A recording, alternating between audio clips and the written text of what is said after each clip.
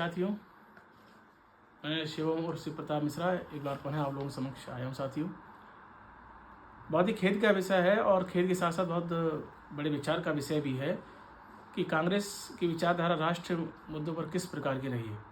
यह पहली बार नहीं, वर्तमान में कांग्रेस के प्रदेश अध्यक्ष अजय राय जी ने जो कहा है वो अति निंदनीय, घोर विचारणीय है और क्षमा योग्य कतई नहीं है।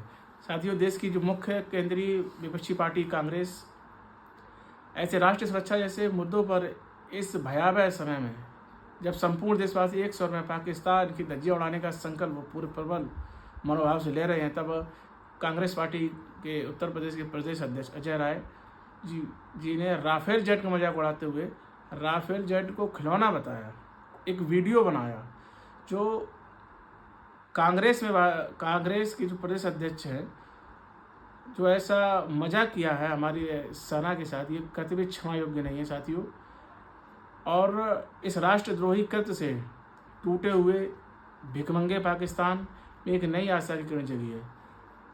पाकिस्तान की मीडिया इस अवसर को बनाने में लग गई है जो देश भारत सरकार के कठोर निर्णय, दृढ़ इच्छा शक्ति और मजबूत सरकार के सामने घुटने टेकने को मजबूर है, मदद की गुहार लगा रहा है। ऐसे शत्रु देश को ऊर्जा देने का काम कांग्रेस पार्टी लगातार करती आ रही है। साथियों, ऐसे जयचंदों का सच है, आज भी भारत में कई जयचंदों को देखने को अगर न मिला हो तो आप देख लो कि जयचंद कैसे होते हैं।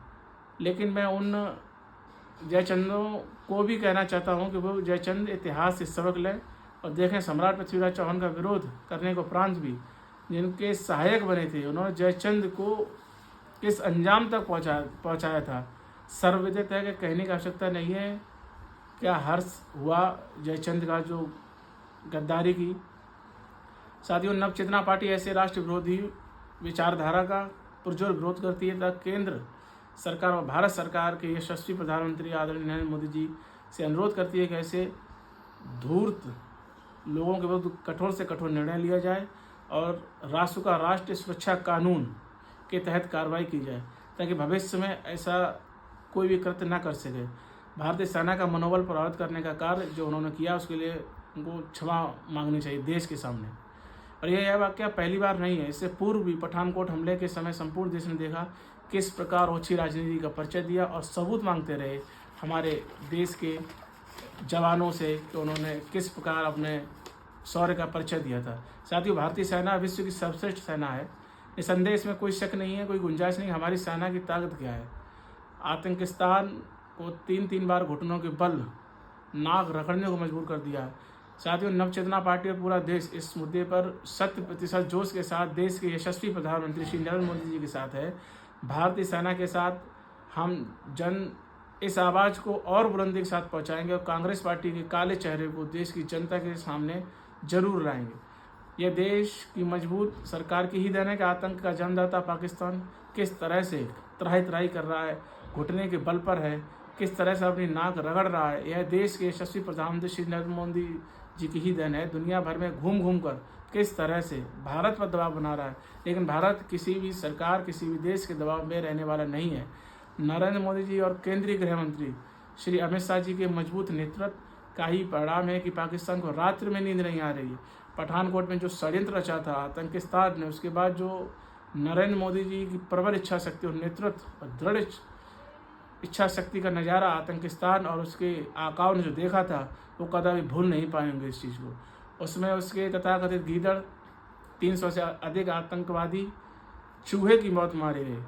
उसकी झलक उसकी आतंक के जन्मदाता की आंखों से अभी हट ही नहीं है और उसने फिर से पहलगाम में हमारे देश के नागरिकों, पर्यटकों, हमारे भाइयों बहनों पर जो कायराना हमला किया है और जो हमारे परिवारों को जो यातनाएं दी उसका परिणाम उन्हें निश्चय ही भुगतना पड़ेगा।